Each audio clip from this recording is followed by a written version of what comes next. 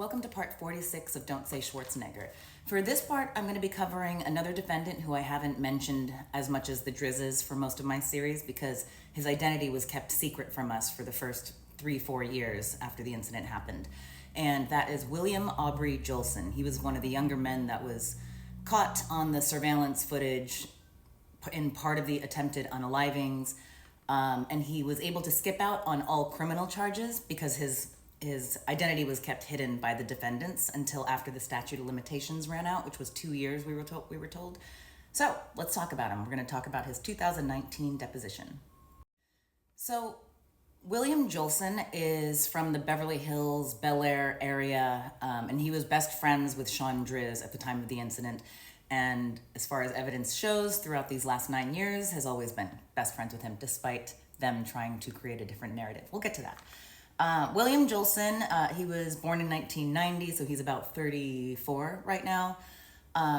He went to a boarding school in Connecticut called South Kent Prep, which was $80,000 a year.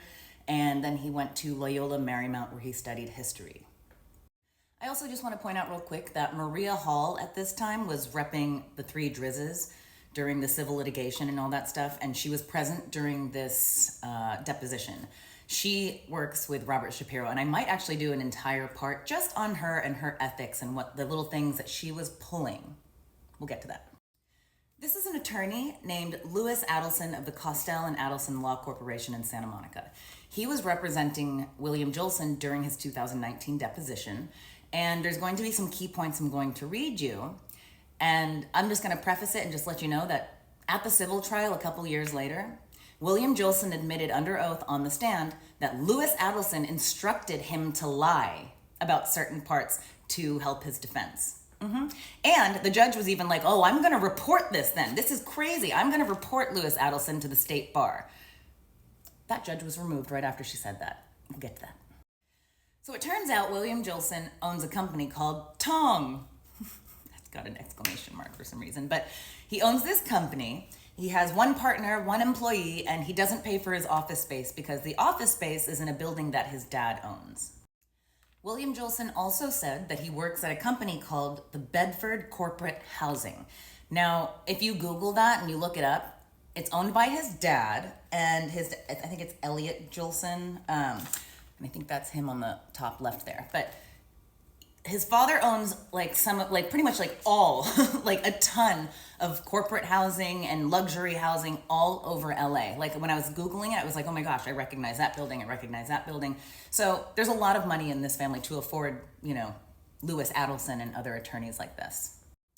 I also wanted to make a note. I've been meaning to say this for 40 parts of my series. I'm not sitting here talking down on anybody who comes from wealth or anyone that's privileged enough to come from a family that has resources, money, connections. Every parent wants the best for their kid. I get that. I have a problem with people that have everything at their fingertips and then turn out to be horrific people, awful people, violent people, terrible to servers and waiters, terrible to people that can't help them, which is all the defendants in my case. Literally, there's so many people that come, excuse me, from privileged backgrounds that add to our culture, add to community, are good people. Like Daniel Levy is one of my favorite, all these Nepo people that came from, it's not even Nepo, that's a bad word because they actually earned it. They're disciplined, they're so talented. Like Daniel Levy from Schitt's Creek. Willow Smith, insanely talented. And she's obviously the daughter of Will Smith and Jada Pinkett. And Mariska Hargitay, I didn't even realize till recently that she comes from a really interesting background. Julia Louis-Dreyfus. There's people that are clearly talented and add to other people's lives in their own ways and everything, just not the people in my case. Okay, so back to his deposition. So at one point, we had found out about the use of the illegal white powder, obviously, that the Drizzes, all three Drizzes, got caught with on felony probation at their home and didn't get in trouble really for. And so William Jolson was asked about it in his deposition, and Louis Adelson, his attorney, immediately was like, don't answer anything about that. So he didn't. And then he starts the narrative on the record of saying, oh, well, I'm not friends with Sean Drizz anymore. And it's I actually beg to differ. Next, William Jolson in the deposition talks about Maurice Driz, that's Sean's father.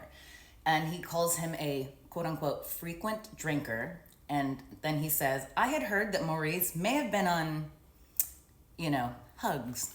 Begins with D. I don't even know if I can say that, whatever. In previous years, he had heard this from someone's mom who dated Maurice Driz. And then he says that Alberto has the same demeanor, that they both are like that.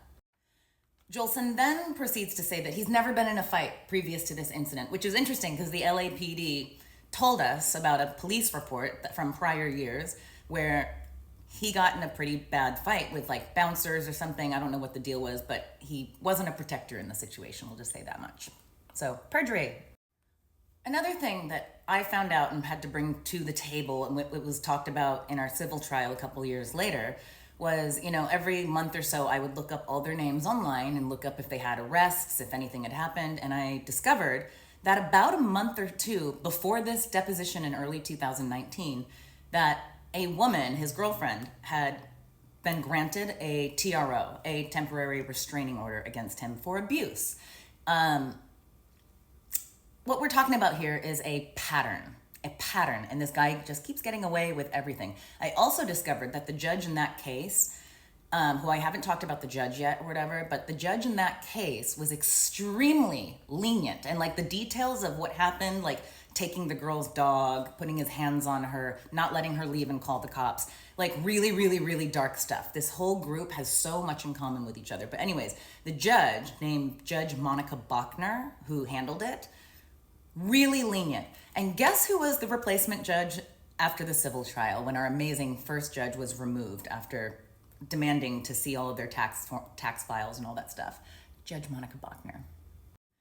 When Jolson was asked about who was present at the Nice Guy Bar the night of this incident in 2015, he named off obviously all the Drizzes who were convicted and found guilty, blah, blah, blah. And he also named off who I've mentioned before, Alyssa Arnold, and her boyfriend at the time, Alex Derville, who's an attorney in LA now, and a guy named Lauren Braun Diamant, who was never subpoenaed.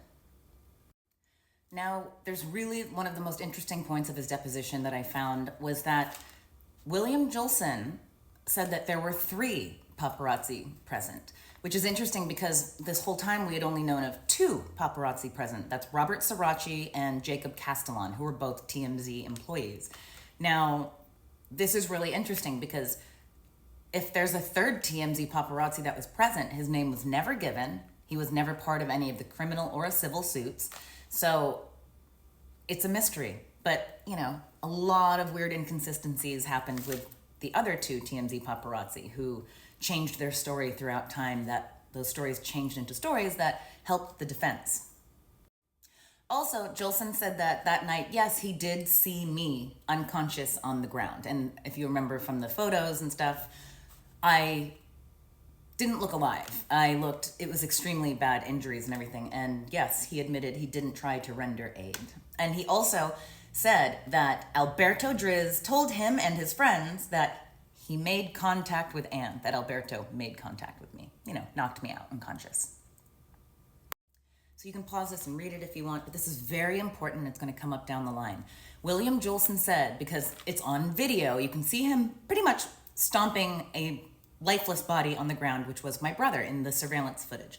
And he says multiple times in his deposition that what you're seeing is not what you're seeing. Your eyes are deceiving you pretty much. That he went to go kick, this body on the ground. And at the very last second, so he wound his leg up and it was coming down. And at the very last second, he thought in his head, you know what? The victim is neutralized. I don't need to stomp him now. So he, at the very last second, decided not to do it, even though that's not what the video shows. But that was the narrative that he was pushing. And his attorney, Louis Adelson, was like, yes, that's what he means. That's what he means. He will admit 2 years later on the stand that Louis Adelson advised him to lie under oath. And lastly, William Jolson said that he just thought that me and my brother and our friends were paparazzi and not just regular people. So I thought I'd post this photo shoot where I'm holding a camera from years ago, and maybe that's what he saw and he thought it was a paparazzi. Anyways, thanks for coming, guys. Next part coming soon.